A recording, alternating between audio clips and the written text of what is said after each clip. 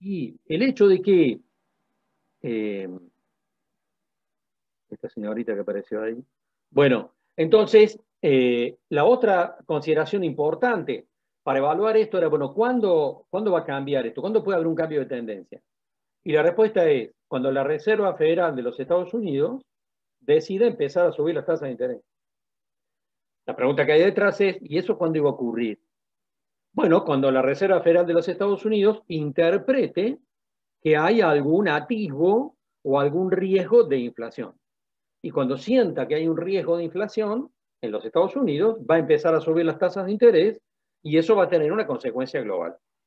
Hasta acá, o hasta hace poco, o hasta ahora mismo, la Reserva Federal de los Estados Unidos dijo, no, no vemos riesgo de inflación. En realidad, ¿cuándo vamos a subir las tasas de interés? Y a lo mejor en algún momento el año que viene.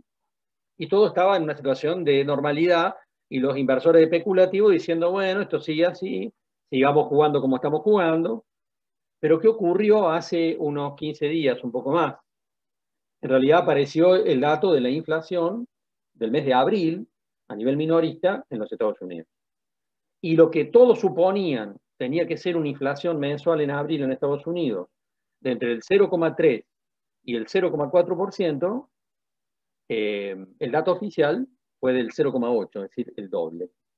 Por supuesto, si lo miramos de la Argentina, diríamos, ojalá tuviéramos una inflación mensual del 0,8%, una fantasía. Bueno, pero Estados Unidos y la Argentina son muy distintos en este punto, por supuesto, y digamos que una inflación mensual del 0,8%, como la que tuvo Estados Unidos en el mes de abril, es la inflación mensual más alta para los Estados Unidos de los últimos 13 años. De los últimos 13 años. Usted, bueno, entonces se detonó todo. En realidad, la Reserva Federal emitió un comunicado, después de conocerse ese índice de inflación, diciendo que el índice de inflación de abril minorista es alto, fue muy alto, pero que no expresa para ellos una tendencia, que fue solamente un dato puntual, una bala perdida, por así decirlo, y que supone que la inflación está todavía contenida y que por lo tanto no es necesario tomar medidas como subir las tasas de interés. Pero la verdad es que hace 15 días, un día jueves, se publicó, digamos, el índice de inflación de abril, generó mucha sorpresa, y el día viernes comenzaron a derrumbarse parte de las bolsas, ahí empezó el declive de las criptomonedas, y ahí empezó la vuelta de las cotizaciones de soja, de maíz y de trigo, que desde ese momento se estabilizaron o empezaron a perder progresivamente posiciones, como se está observando. Ahora, lo que está claro entonces es que, mira, teniendo esta mirada, uno dirá, bueno, entonces, los precios que vimos en Chicago, la soja que llegó a $600, etcétera, que vimos hace 15, 20 días, un mes, eso ya se terminó. Lo que tenemos ahora es un proceso de revisión de los precios y de empezar a mirar eso en términos de retroceso. Digamos que eso va a depender de lo que ocurra con los próximos datos de inflación de los Estados Unidos. Porque si el dato de inflación del mes que viene en Estados Unidos vuelve a situarse en un rango por arriba, yo digo el 0,5, el 0,6%, lo que vamos a ver entonces es una Reserva Federal rebobinando todo lo que dijo y empezando a mirar la posibilidad de empezar a subir las tasas de interés. Si eso ocurre, vamos a ver una inversión de los movimientos especulativos que vimos a lo largo de los últimos meses. Esto es importante para plantearlo porque es un factor de análisis no menor, porque nosotros veníamos comentando con ustedes en distintas reuniones nuestra lectura de que los precios en Chicago tenían fundamentos buenos y los van a seguir teniendo, pero que había una exacerbación de los precios que estaba explicada claramente por movimientos especulativos, básicamente de los fondos de inversión.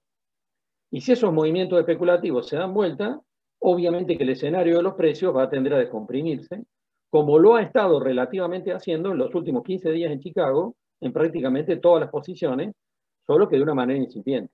Ahora, eso se define por un conjunto de factores. Y en este caso también los climáticos, ¿no es cierto? Es decir, la lectura es, los precios de los granos en Chicago van a tender a descomprimirse de cara a los próximos meses. La lógica indica que sí, a no ser que aparezca un problema de carácter climático que genere un golpe fuerte o una visión de mucho riesgo del lado de la oferta.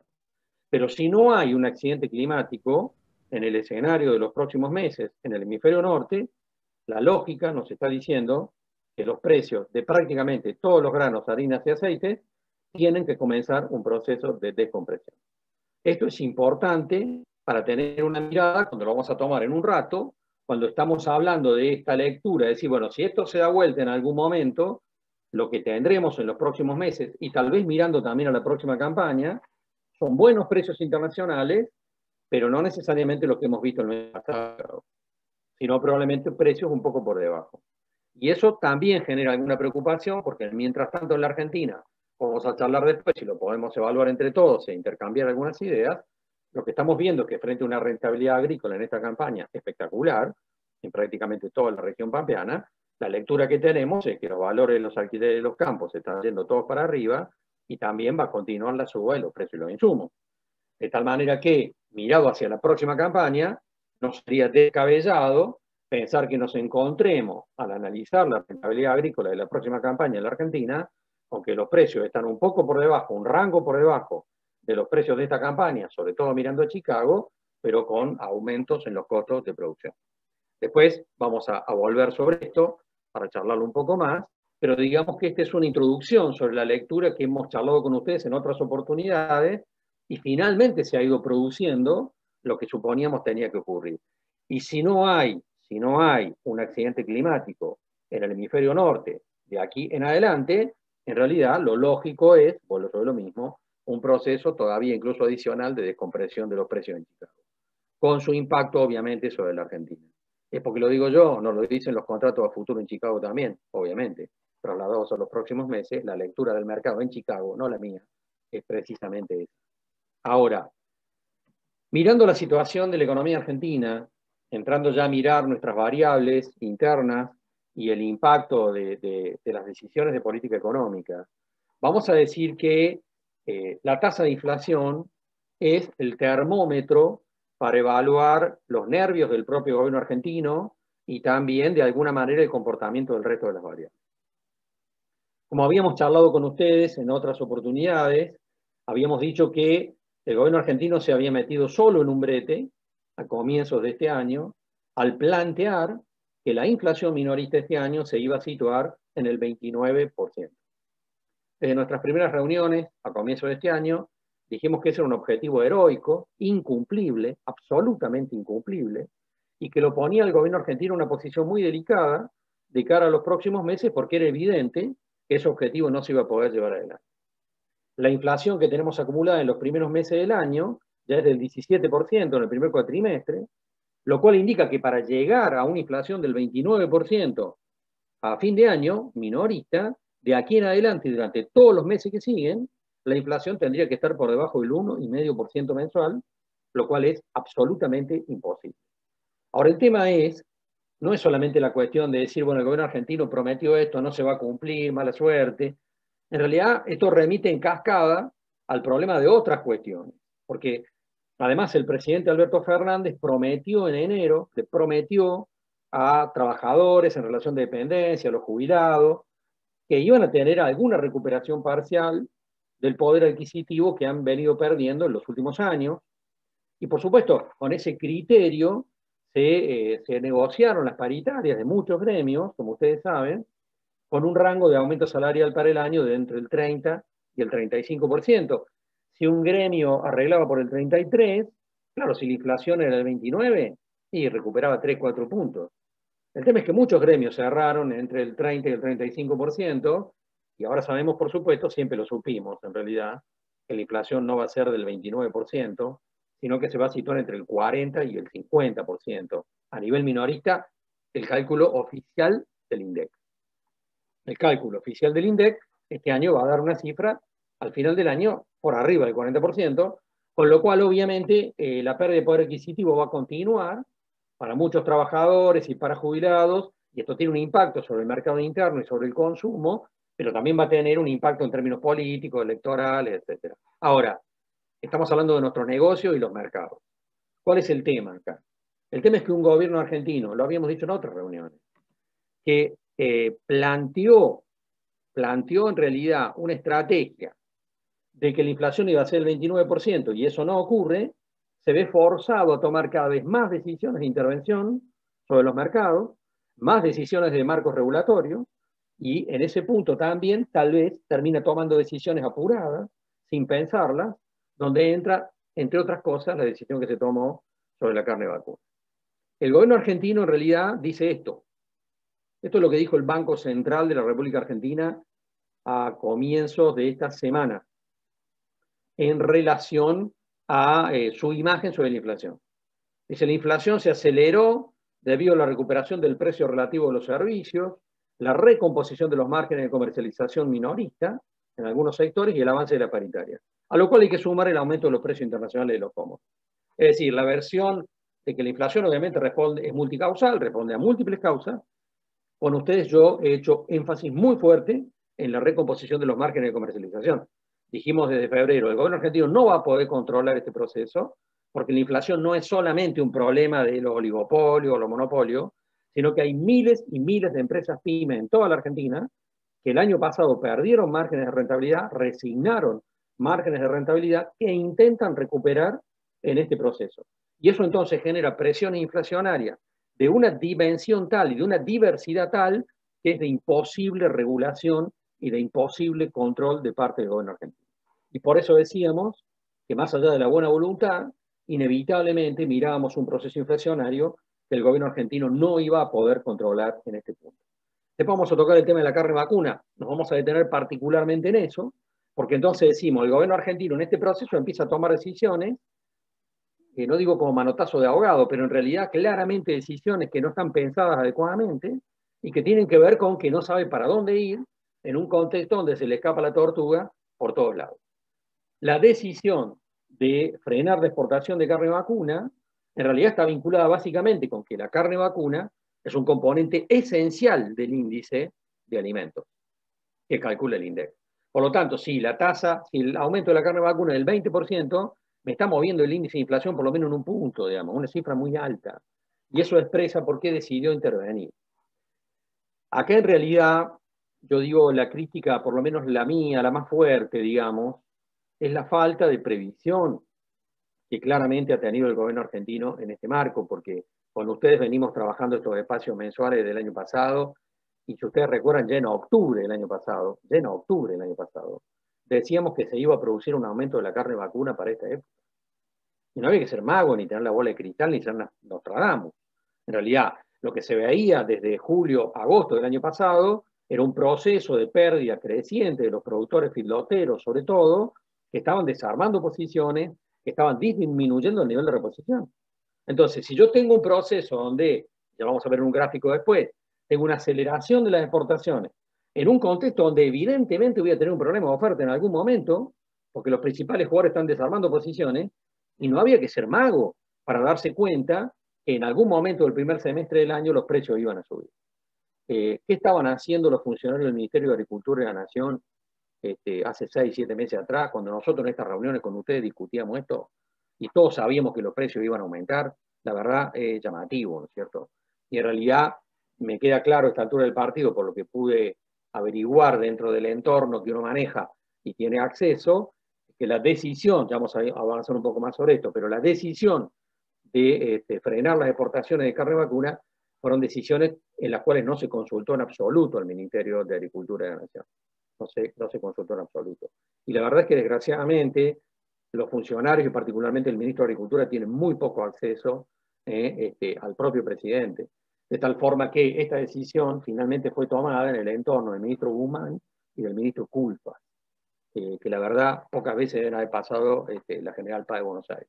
Y la verdad es lamentable que en el gobierno argentino las cosas funcionen de esta manera, en un contexto donde todos podíamos haber anticipado estos meses atrás, y finalmente se toman decisiones de esta naturaleza a los apurones, a las ponchadas, como se tomó esto de una manera lamentable. Tal vez no estemos todos de acuerdo con esto, de todas maneras después lo debatimos, pero lo que sí queda claro de nuevo también es que el gobierno argentino intenta frenar la inflación con regulaciones, con más marcos de control sobre las empresas, precios cuidados, etcétera, etcétera, conflictos por todos lados, porque los sectores empresarios obviamente se resisten a ir en esa dirección, y como eso tampoco le está funcionando, lo que sigue haciendo es avanzar en la otra herramienta que el gobierno argentino tiene para intentar frenar la inflación, que es la herramienta histórica, convencional, ortodoxa, de pisar la cotización del dólar en el mercado oficial de cambios. Y acá sumamos el mes de abril, esta tabla ya la vimos el mes pasado, donde teníamos la acumulación de marzo, y donde tenemos cómo el gobierno argentino va moviendo la cotización del dólar en el mercado oficial de cambios, siempre un paso por detrás del índice oficial de inflación. Entonces, el dólar que estamos poniendo acá es el dólar mayorista, el dólar mayorista, que es el cual define las operaciones de comercio exterior del mercado oficial de cambios, y entonces ese dólar se movió 2,8% en febrero, mientras que la inflación fue del 3,6%. El dólar se movió 2,4% en marzo, la inflación fue del 4,8%, y el dólar en abril se movió solo el 1,7%, mientras que la inflación fue del 4,1%. Esta es la foto y es la película. Esto es lo que va a seguir haciendo el Banco Central de la República Argentina durante lo que resta del presente año. Y algunos de ustedes dirán, pero esto va a explotar en algún momento. No este año. Este año no va a explotar. En realidad, el Banco Central está cada vez más fuerte, más fortalecido en el manejo de las reservas, está comprando todos los días más de 100 millones de dólares en un mercado que tiene amordazado, de esta manera que ya acumula compras que se acercan a los 6.000 millones de dólares de enero. Y por lo tanto va fortaleciendo las reservas y su margen de maniobra. Y algunos te dirán, sí, está bien, Carlos, pero esto hasta que termine la venta de la cosecha. Después de julio vamos a ver cómo es esto. Probablemente después de julio, obviamente, se empiece a minorar la compra de dólares, probablemente incluso se revierta, pero el colchón que está armando y que va a seguir armando de aquí hasta julio, le da al Banco Central la tranquilidad de poder administrar el mercado oficial de cambios con total tranquilidad en lo que resta del año, incluyendo las cotizaciones bursátiles, es decir, no solo el mercado oficial de cambio, dólar minorista, dólar mayorista, turista, etcétera, sino también el que llamamos dólar contado con liquidación y el dólar MEP, que son operaciones bursátiles, donde el Banco Central también tiene capacidad de regulación a través de las operaciones de bolsa. El único que se le escapa en este partidito es obviamente el dólar blue, ¿no es cierto? Y acá tenemos en realidad la posición precisamente de esa situación, donde vemos cómo los movimientos del dólar blue han estado en este rango a lo largo de estos meses, y si bien hoy está relativamente tranquilo, yo no descarto que el dólar blue, en algún momento más cercano a las elecciones, comience a tener algún movimiento mayor. En la medida en que se produzca más incertidumbre, es lógico pensar que puede volver a separarse, digamos, del dólar oficial. ¿Qué herramientas tiene el Banco Central y el gobierno argentino para contener este mercado? Ninguna, en realidad, porque es un mercado ilegal y marginal, no tiene ninguna herramienta para regularlo, de tal manera que es probable que veamos alguna ampliación de la brecha entre este dólar blue y el mercado oficial de cambio. No así con el contado con liquidación y el dólar MEP, dólares bursátiles, que en realidad el Banco Central sigue teniendo herramientas para poder jugar en ese mercado. Este gráfico muestra una cuestión no tan coyuntural, digamos, que expresa el proceso de negociación de la deuda que tiene el gobierno argentino con el Fondo Monetario, con el Club de París, pero que va en esta misma dirección. Lo que ustedes tienen acá son los vencimientos de deuda del gobierno argentino que acordó el año pasado con los bonistas que aceptaron el canje, digamos, ¿no? Donde se ve que el gobierno argentino acomodó tranquilidad en los pagos, tanto de intereses como de amortizaciones de capital, de aquí hasta el 2024, y en el 2024 empieza una aceleración fuerte, como ven ahí. ¿Por qué ponemos este gráfico? Porque la negociación con el Fondo Monetario y el Club de París va en la misma dirección. Lo que el gobierno argentino estaría arreglando con el Fondo Monetario es empezar a pagar entre el 2024 y el 2025. ¿Cuánto? A este gráfico habría que agregarle 8.000 millones de dólares más por año. O sea, ¿qué? Entonces en el 2025 va a haber que pagar 18.000 millones de dólares. ¿De dónde van a salir? Es imposible, obviamente. Entonces esto termina en otro de forma adelante. En realidad, la estrategia del gobierno argentino es que para el 2024-2025, cuando haya que enfrentar estos vencimientos, más lo que hay que poner, digamos, con el Fondo Monetario, la Argentina ya esté de nuevo en el mercado internacional de capitales y vuelva a tomar crédito y emitir bonos y empiece la bicicleta financiera internacional como tienen todos los países del mundo, digamos. Porque si no es imposible cumplir los compromisos de pago de esta deuda. Es absolutamente imposible cumplir lo que se está cobrando con el Fondo Monetario, sumado a lo que le debemos a los bonistas con los que arreglamos el año pasado. O sea que la Argentina, desde el 2024-2025, si no está ya de vuelta en el mercado internacional de capitales y puede refinanciar sus compromisos, va a volver a defaultear. Suponemos que la lógica obviamente indicaría que no, porque se supone, y esto también es lógico, que vamos a volver al mercado internacional de capitales si nos portamos bien, y esto es parte obviamente de lo que está negociando el ministro Guzmán con el Fondo Monetario y con el Club de París, y que ha sido parte de la negociación que también se hizo el año pasado con los bonistas con los cuales teníamos esta deuda. Acá alguno de ustedes me dirá, Carlos, ¿vos leíste lo que pasó hoy? Hoy hay un grupo de gente vinculada al gobierno que emitió una carta, le mandó una carta al presidente de la Nación diciéndole que defaulté la deuda, que directamente la defaulté, y esa nota está firmada, entre otros, por Zaffaroni, por Pablo Moyano, por Héctor Daer, por Hugo Vasqui, por Pablo Micheli, por Víctor Hugo Morales, etcétera, etcétera, etcétera. Hoy hay gente que me llamó para decirme, Carlos, ¿qué significa esto? Que hay una disputa dentro del gobierno argentino y que puede prevalecer una posición de defaultear la deuda. Yo creo que no. Creo que no. Creo que la posición va a ser negociar y va a ser negociar en las condiciones en las cuales el ministro Guzmán viene planteando las cosas. Algunos te miran, pero los que firmaron esa nota no son unos pirinchos, ¿eh? Son tipos relativamente importantes, es cierto. Pero yo sigo pensando que la racionalidad va a prevalecer. Algunos te me dirán, no, no, mirando este gráfico, la racionalidad de defaultear. No, en realidad si llegamos a defaultear la deuda de una manera voluntaria, estando en un proceso de negociación, la verdad vamos a quedar muy complicados frente al mercado, no solo internacional de capitales, sino que vamos a tener problemas en el intercambio comercial de muchísimos productos, etcétera, etcétera. De todas maneras, si quieren lo tocamos después. Yo sigo pensando que esto no va a ocurrir. Sigo pensando que está avanzando la negociación. De hecho, hasta el día de hoy, incluyendo el día de hoy, los precios de los bonos argentinos en Nueva York siguieron aumentando de precio, lo cual refleja precisamente que el mercado internacional considera que la Argentina está avanzando de una manera racional en su negociación con los organismos internacionales. Planteado esto, volvemos a mostrar estos precios, ¿no es cierto? Estos son los precios de los granos de soja en Buenos Aires, mirando los próximos meses y también el año que viene, espectaculares precios. Estos son los valores del maíz, donde seguimos viendo espectaculares precios, también para abril del año que viene. Y estos son los valores de trigo, donde seguimos mirando muy buenos precios. Yo sigo diciendo, como lo he charlado con ustedes en diversas oportunidades, que hay que tomar estos precios. Me parece que hay que tomarlos, porque las probabilidades de que el mercado se descomprime en Chicago con su impacto sobre el mercado latinoamericano son relativamente importantes. Y por lo tanto, aprovechar estos muy buenos precios me parece que es una oportunidad. Me parece que es una oportunidad.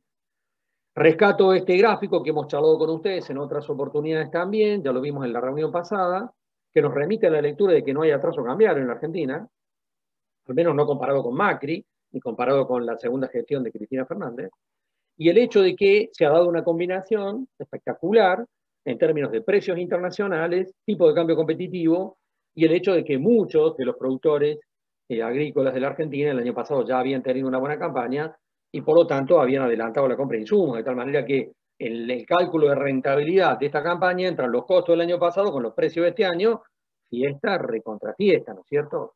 Y eso nos remite a algo que también me interesa que charlemos en un rato, pero que tiene que ver con la lectura de que este margen de rentabilidad espectacular que abarca prácticamente toda la región pampeana, se está traduciendo ya en estos momentos en un aumento de los valores de los alquileres prácticamente en todos lados, y se va a seguir remitiendo en un escenario de aumento de los precios de los insumos medidos en dólares. Algunos de ustedes miran, eso ya ocurrió, y yo digo, va a seguir ocurriendo, y es por lo tanto también una advertencia, si miramos hacia la próxima campaña, la visión de que podamos encontrarnos con precios internacionales que se descomprimen, algo altamente probable, combinado con mayores costos de producción desde la Argentina. Y por eso creo que hay que ser cauteloso o hay que ser racional al mirar qué se está pagando por un alquiler, digamos, en un marco donde todos los propietarios, obviamente, se están subiendo a demandas y exigencias vinculadas con aumentos en los alquileres en este momento. Tema carne, ¿no es cierto? Este gráfico nos ayuda a tener la mirada que charlamos hace un rato, en la visión de que veíamos un proceso de aceleración de las exportaciones que se estaba produciendo en un contexto donde, particularmente China, ¿no es cierto?, y el sudeste asiático, en un contexto donde nos íbamos a encontrar con un problema de oferta, porque veíamos cómo se estaban desarmando posiciones desde los productores filoteros, sobre todo, desde mediados del año pasado para acá. Esto lo sabíamos el año pasado, y se iba a traducir en un escenario de aumento de los precios, que fue lo que el gobierno argentino tomó nota recién hace 2 semanas y decidió actuar, la verdad que bastante tarde, digamos, sobre este proceso. El argumento del gobierno de que se descubrieron maniobras de subfacturación de exportaciones es un argumento que a mí no me cierra, porque eso está ocurriendo, por supuesto que sí. Y de hecho lo charlamos con ustedes en reuniones en meses pasados, cuando hablamos de lo que yo estaba viendo en Salta, en Jujuy, en la frontera con Brasil. En realidad, subfacturación de exportaciones están haciendo prácticamente todas las empresas que exportan en la Argentina. Prácticamente todas, porque la tentación de subfacturar para después tomar una diferencia sobre el dólar blue es inmensa. Y la brecha que existe entre el dólar blue y el mercado oficial de cambios, obviamente que genera ese incentivo para subfacturar exportaciones, lo cual expresa una maniobra ilegal, por supuesto, que debe ser regulada. Y hemos mencionado los ejemplos del norte de la provincia, del norte de la Argentina, mencionamos Salta con ustedes en reuniones pasadas, o el hecho que creo que también lo mencionamos, de una reunión que tuve con la gente en el sur del país, donde decían, ¿cómo puede ser que la Argentina esté exportando las manzanas a la mitad del precio que exportan los chilenos? Es gracioso, ¿no? Obviamente que no es así. Simplemente también se están subfacturando las exportaciones de manzanas y se están triangulando, como ocurre en carne vacuna y como venía ocurriendo desde hace meses. Ahora, ahí lo que tiene que haber es una intervención de la AFIP en utilizar los precios de referencia que corresponden y sancionar a quien corresponda. Porque no he visto que porque el precio de la manzana está a la mitad del precio internacional, el gobierno argentino decida suspender la exportación de manzana. Lo que tiene que hacer es ir a ver el precio de referencia y sancionar al exportador que está cometiendo un acto ilegal. Ahora, en este punto, digamos, las decisiones que se han tomado sobre carne vacuna son jodidas, porque también son una mala señal en términos internacionales. Porque en los negocios a nivel internacional no solamente interesa el precio, sino el compromiso y el cumplimiento de los contratos. Y también importa la continuidad de los contratos. La continuidad de los contratos. Entonces, frenar exportación de una manera como se lo ha planteado, digamos, que después se retrocedió parcialmente, expresa un hecho complicado a nivel de la imagen internacional de la Argentina. No solamente en el mercado de carne, en cualquier otro mercado. Porque creo que charlamos el mes pasado de que aquí también hay un riesgo dando vuelta, ¿no? Y ese riesgo que está dando vuelta es el hecho de que hay empresas en el sector lácteo, por ejemplo, que están presionando al gobierno argentino para que frene la exportación de leche en polvo. Usted, pero ¿cómo puede ser? ¿Quién está presionando así? Bueno, lo que pasa es que en el sector lácteo, fíjense lo que nos muestra el gráfico. Tenemos que la tonelada de leche en polvo en el mercado internacional está en $4.000, un valor que está claramente por arriba del precio promedio histórico, digamos. Claramente por arriba del precio promedio. ¿Y eso por qué? Y porque con la leche en polvo también hay un mercado especulativo a nivel global, como pasa con el resto de los commodities. El tema es que yo tengo empresas que están operando básicamente sobre el mercado interno y van a góndola con precios cuidados. Pensemos Serenísima. Serenísima, según balance, perdió 2.000 millones de pesos el año pasado, perdió 800 millones de pesos el primer trimestre de este año y se queja amargamente con el gobierno argentino. Y en realidad, ¿qué le está diciendo Serenísima hoy al gobierno argentino? Sí, a ver, yo tengo precios cuidados, me regulan los precios en góndola, pero hay otra empresa, un montón, por todos lados, que tiene todo resecado para exportación, está vendiendo $4.000 la tonelada en el mercado mundial, la está juntando con la pala, y por lo tanto le puede pagar a los productores lácteos 3, 4, 5 pesos más por litro. Porque, bueno, joderse. No, lo que pasa es que en realidad esa empresa que le están diciendo al gobierno, yo no te voy a poder garantizar dentro de 2 o 3 meses la producción láctea en góndola, porque me la están sacando por abajo las empresas que están exportando leche en polvo. ¿Cómo termina esta película? No sé. Yo lo que sí he visto y hemos estado siguiendo en estos últimos días es qué riesgos existen de que además se tome una decisión sobre las retenciones a los granos, y particularmente sobre el maíz. que es un punto neurálgico del debate con toda la cadena de proteínas animales. Lo que yo he explorado es que en la foto de hoy, esa decisión está lejos de tomarse. Esa decisión está lejos de tomarse. No vemos en este momento predisposición de parte del entorno del presidente Alberto Fernández para ir por un aumento de retenciones a los granos. En este momento no lo vemos. Ahora, por supuesto, que si el próximo índice de inflación del mes que viene y el que sigue, todo sigue en un marco muy lejos de las proyecciones oficiales y vamos a ver cada vez más funcionarios, cada vez más nerviosos, mirando el escenario de la situación de los mercados y el índice de inflación que no se pueden contener, bueno, habrá que ver. Pero digamos que en la foto actual no estamos percibiendo ese riesgo en granos, sí lo estamos percibiendo en lácteos. Sí lo estamos percibiendo en lácteos porque sabemos que existe una presión sobre el gobierno argentino de parte de algunas empresas que operan sobre el espacio de precios cuidados. De tal manera que este tema inflacionario genera un montón de derivaciones, como decíamos recién, un montón de derivaciones que afectan a las cadenas de agroalimentos, que ya están afectando y las van a seguir afectando, más allá del contexto de lo que plantea la propia situación de la economía argentina, con la incertidumbre del invierno, el coronavirus, etcétera, etcétera, que puede poner relativamente en riesgo otras variables, pero no demasiado relevantes.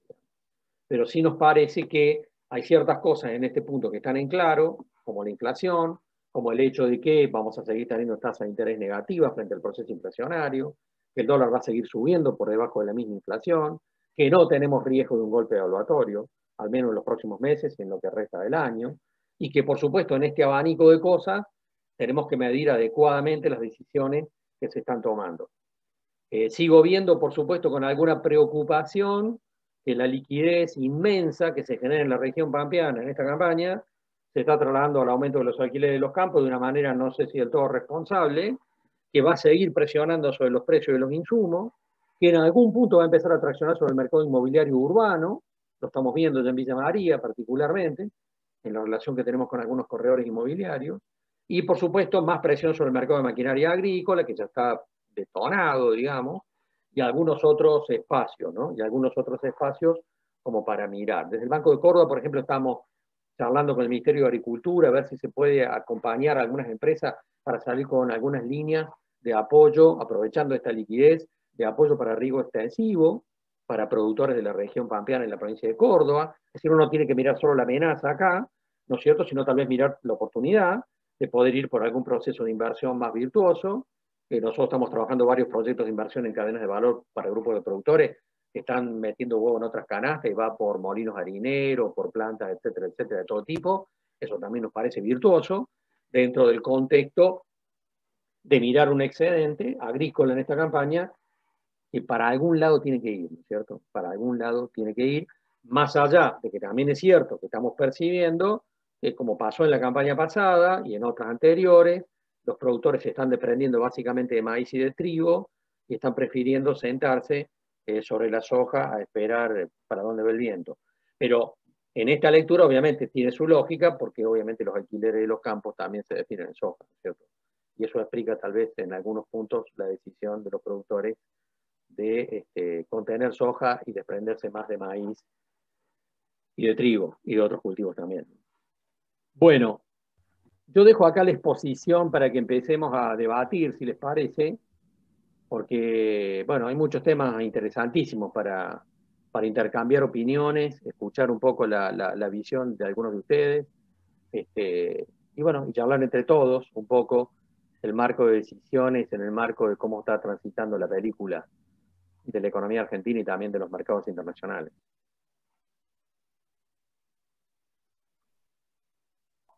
Bueno, No sé, Oscar, si vos administras un poco el... sí.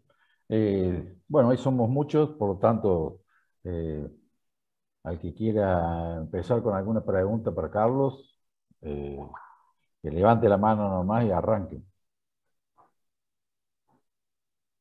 Yo, mientras tanto, tengo una. Dale. Este, Vos decías, digamos, en el caso de los frigoríficos que subfacturaban el tema de la carne. Con respecto al tema de la leche en polvo, ¿vos creés que también hay empresas que exportadoras de leche en polvo que hacen más o menos lo mismo. Es posible, aunque no no con tanta fuerza, me parece, porque ¿qué debería hacer la aduana, la AFIP, digamos, para evitar eso? Tiene lo que se llama precio de referencia. Entonces, si vos caes a la AFIP y dices, che, acá tengo una factura, yo estoy exportando este producto a 10, y el precio ese producto tiene un precio de referencia internacional, se supone que la AFIP tiene la suficiente lucidez para saberlo. Entonces, si vos me decís, me caes con una factura pro forma, diciéndome, yo estoy exportando este producto a China que vale 10, y la AFIP entra a internet y ve que el producto vale 20, entonces le dice, no, perdóname, pero esto está mal, y yo te voy a cobrar y te voy a facturar, te voy a castigar en función del precio de referencia.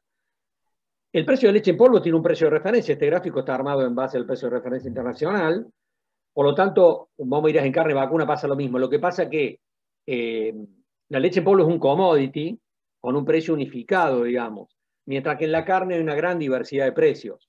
También a nivel internacional es más fácil mentir, digamos, en una exportación de carne que mentir en una exportación de leche en polvo, digamos. Es más fácil. Pero de todas maneras, la verdad que la AFIP debería tener un poquito más de lucidez para estar mirando lo que está ocurriendo y ejercer mejor los controles, que evidentemente no está haciendo de manera adecuada. De tal manera, me parece que en el caso del gobierno argentino, salir con este argumento es casi una coartada. En realidad lo está haciendo por otra razón. Lo está haciendo porque ve que sube el precio en el mercado interno y le está complicando el índice de inflación, y eso lo complica en un montón de frentes, ¿no? Creo que la razón finalmente es esa, aunque intenta buscar un argumento por otro lado, y entonces salta con esto, que no deja de ser cierto, pero que no hace a la esencia, digamos, de la problemática que hemos analizado. Bien. Adrián, tenés una pregunta, me parece, ¿o no? O varias.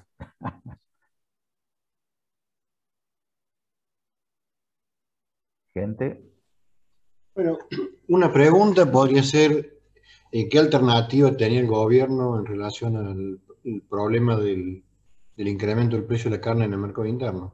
¿Qué otra política podría haber hecho para estabilizar esos precios? O sea, el objetivo de estabilidad económica es un objetivo en términos de acción de gobierno.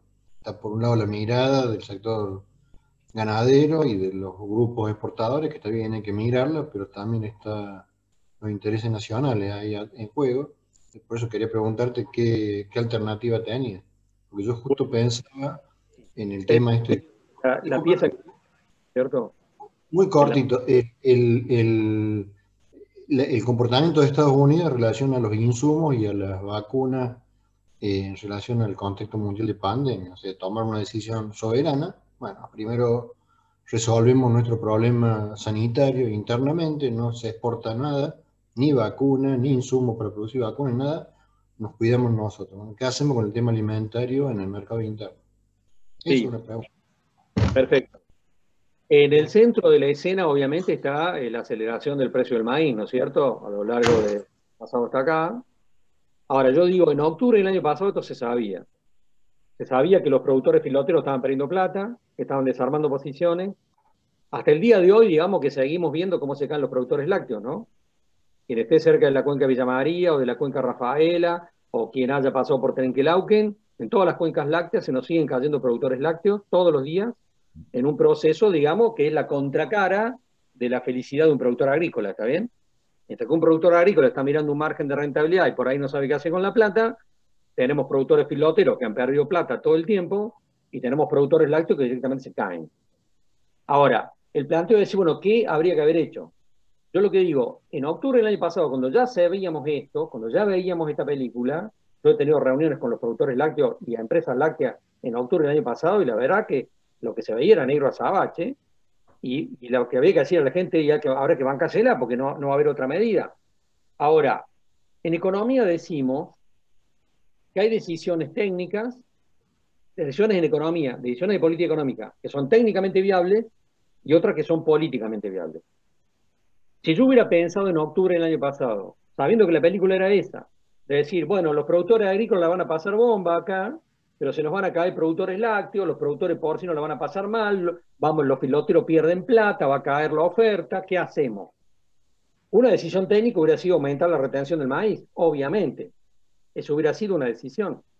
Es una decisión técnica, hay que mirar, sí, es una decisión técnica, políticamente inviable, digamos. Ahora, algo que se podría haber negociado, digo, es en octubre del año pasado convocar a todos los actores de la cadena y decir, bueno, acá sabemos que va a pasar esto, ¿no? Se nos van a caer los productores lácteos, los productores ganaderos tienen problemas, los productores porcinos tienen problemas, ¿qué hacemos? Y en ese plano una propuesta podría haber sido, en la que a mí se me hubiera ocurrido, haber planteado un aumento de la retención de maíz, pero parcial, pero con un destino específico, que fuera armar un fondo para acompañar y subsidiar o acompañar a los productores de proteína animal. Pero esto discutido en octubre del año pasado, no en abril, mayo de este año, digamos. Esto es lo que yo hubiera hecho si hubiera estado en ese momento en términos de decisión. Y a lo mejor vos me dirás, sí, también, pero eso también es inviable políticamente. Se hubieran saltado como leche hervida, la mesa de enlace, se hubiera armado un despelote. Bueno, no sé, pero digo, un proceso de negociación en esa dirección, porque la magia tampoco existe acá, ¿no es cierto? La magia tampoco existe. Acá tenemos la combinación de un proceso muy fuerte de aumento, de aceleración de los precios de los granos en Chicago, acompañados obviamente en el mercado interno argentino, y eso obviamente era un perno para la mayor parte de los productores de proteína animal.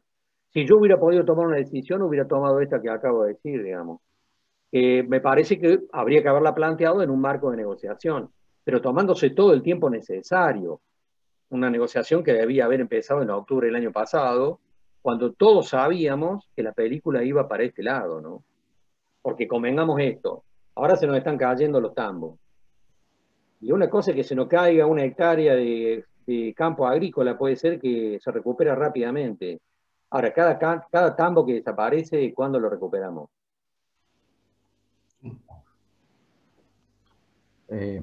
Carlos, tenemos una pregunta ahí en el chat de Hugo Digón. ¿Qué puede pasar con el dólar y el cambio de liderazgo mundial de Estados Unidos a China?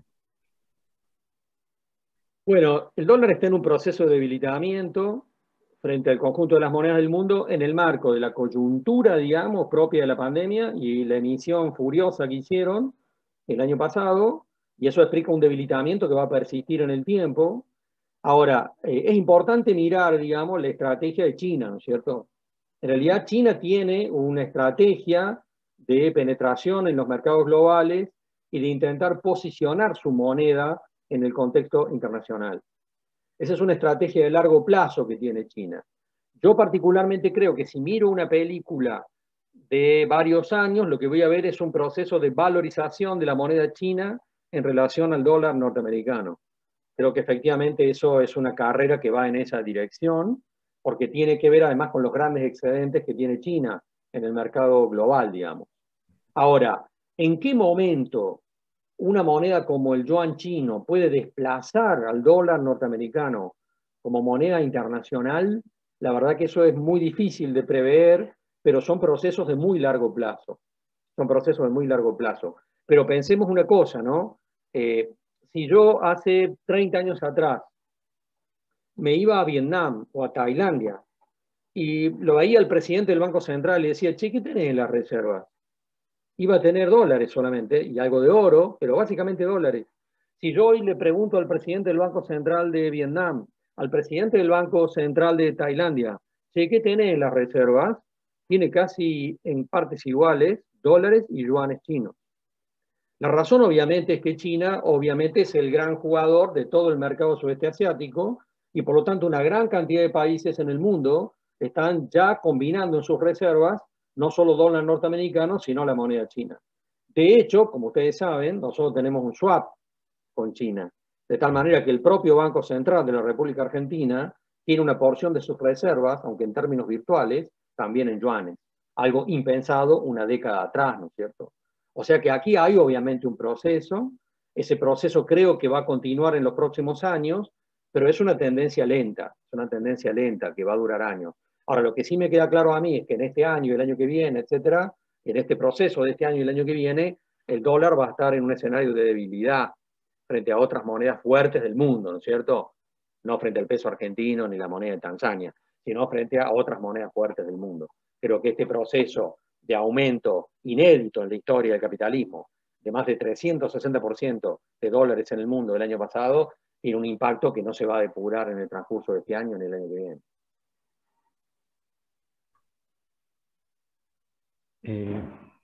Bárbaro. Daniel Cabarín, ¿algo que preguntar? Nada, bien. ¿Alguno de los presentes en la sala? Adrián Milanesi.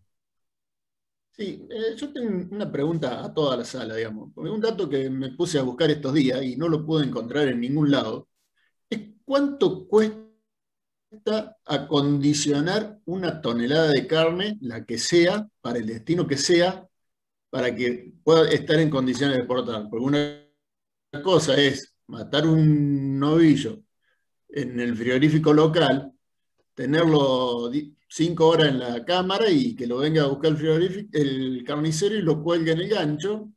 Ese novillo hoy en el gancho está dejando al precio que lo vende la carnicería de mi barrio casi $6 el kilo, con un costo de 65 pesos están cobrando, entre 65 y 100 pesos están cobrando para faenarlo. Al menos esos son los datos locales. Ahora bien, yo quise buscar el dato de cuánto cuesta acondicionar una tonelada de carne para mandarla a China, más todo el flete, más todo lo que condiciona congelado, enfriado, etcétera, etcétera, cubeteado, molido, la conserva, o lo mismo lo que es el corte Hilton. ¿Cuánto cuesta ese acondicionamiento? 45 días de maduración en cámara a 4 grados. Ese dato nadie lo da, no lo encontré, y un periodista especializado, lo digo, porque está el de Valor Carne, es una publicación que sale online, digamos, le hice esta pregunta y la respuesta fue, es un dato que es secreto, no se puede decir, no se puede explicar, ni se puede dar. Así que si alguno lo tiene, se lo agradezco.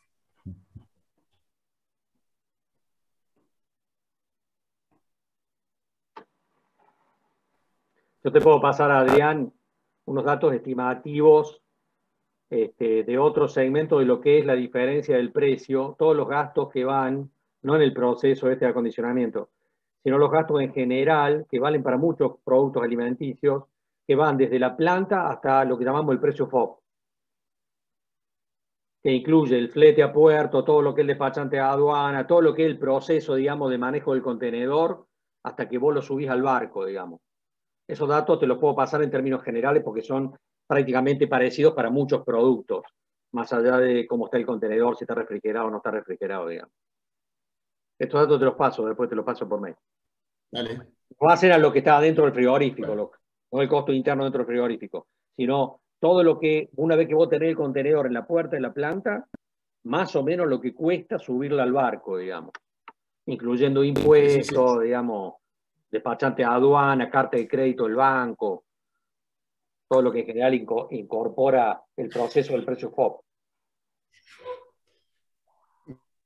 No, y esto viene a colación con el tema de la exportación de carne. Una cosa es la cuota de Hilton, que es un corte de alto valor agregado, y otra cosa es la famosa vaca china, que el precio de referencia que hablan de $4 y algo, ponele 5, esa vaca en la carnicería del barrio se vende a $6 en promedio de toda la red. Entonces, a ver, ¿cuál es el negocio de la exportación de esa vaca? Bueno, ¿te acuerdas que hablamos, Adrián, el otro día? Ese precio está subfacturado, evidentemente. No, bueno, pero ponerle el precio de referencia que se toma de la exportación a China, evidentemente no es el precio que corresponde, digamos. Porque sabemos que China está pagando en otros mercados valores claramente por arriba de eso. El corte más caro que paga China es el brazuelo, que para nosotros es el puchero de paleta, digamos. Eso lo está pagando alrededor de $7.80 a $8. Pero es solamente ese. El resto es todo por debajo. Uh-huh. ¿Viste? O sea que a mí no me cierra por ningún lado el número de la exportación de esa exportación. Entonces, yo creo que eso hay que, desde el gobierno lo debe encarar y a ver, y no es que tiene que cerrar la exportación, tiene que sincerar a qué precio se exporta. Ahora esa es una Y a tarea, ver si van a estar todas estas empresas exportando. esa, Adrián, es una tarea de la Administración Nacional de Aduana, que es uno de los brazos de la AFIP. Es una tarea de la AFIP, que le corresponde a la AFIP. A ver, controlar como debería estar controlando por qué Argentina está exportando a mitad de precio la manzana. Claro. Más o menos lo mismo.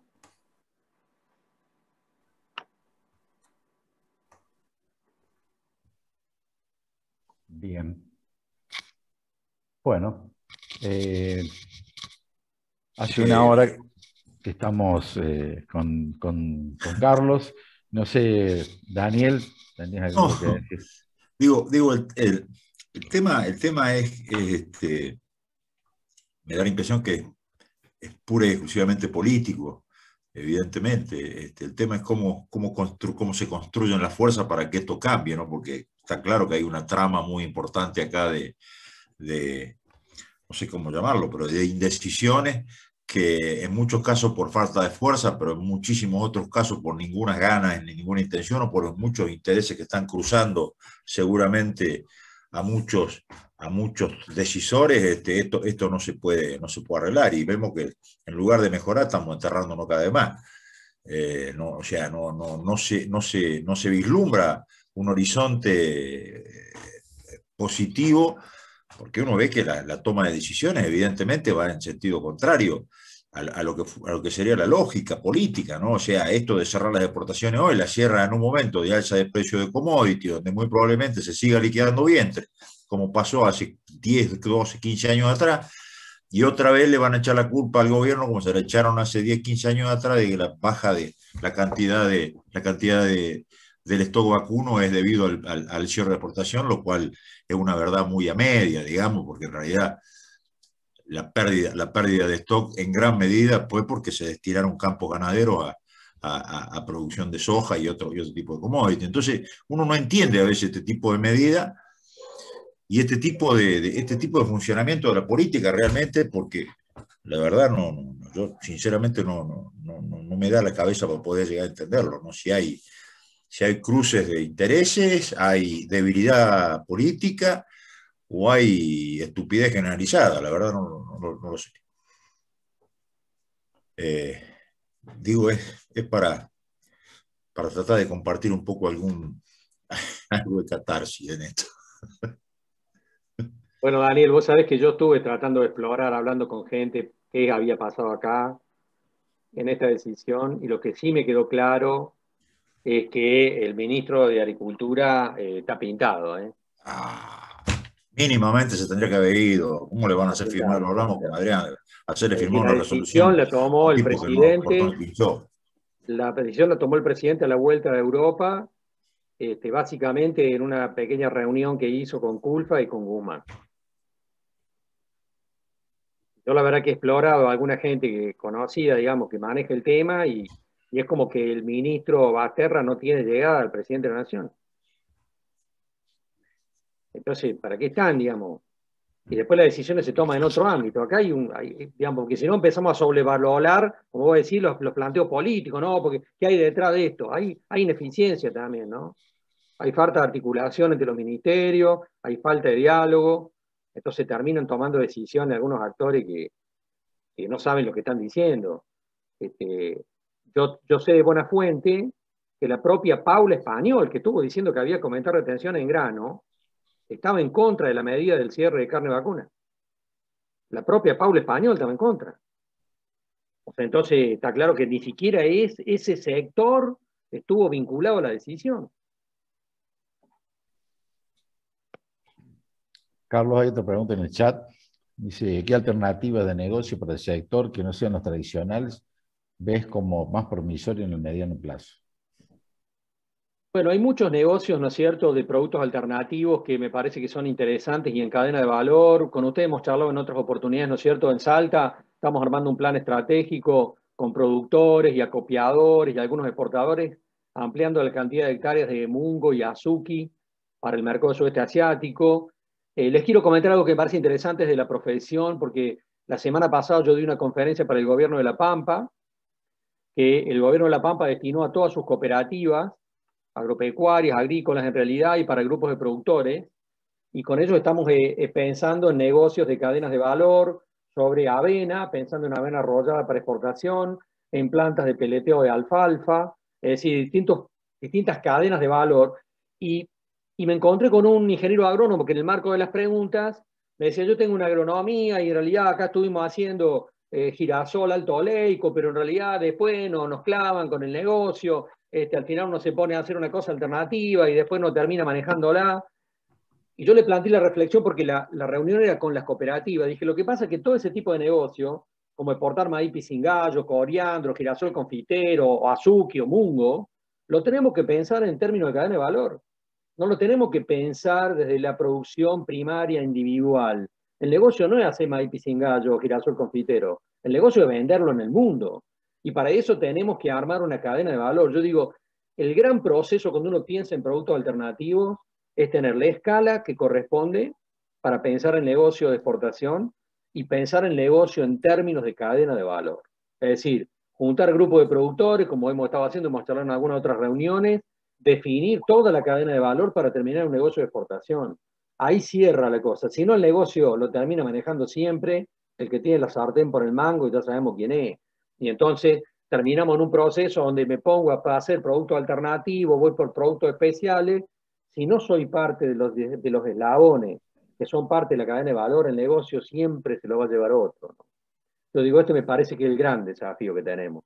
Cuando estamos pensando en productos alternativos, en productos para exportación, que desde la profesión, la de ustedes, la mía, trabajemos juntos pensando en cómo acompañar a los productores, las cooperativas, en el armado del negocio completo, no solo del eslabón primario de la producción, sino toda la cadena de valor pensando en el negocio para exportación. Hay muchas opciones para discutir, muchísimas, pero todas en cadena de valor, ¿no? Todas en términos de cadena de valor.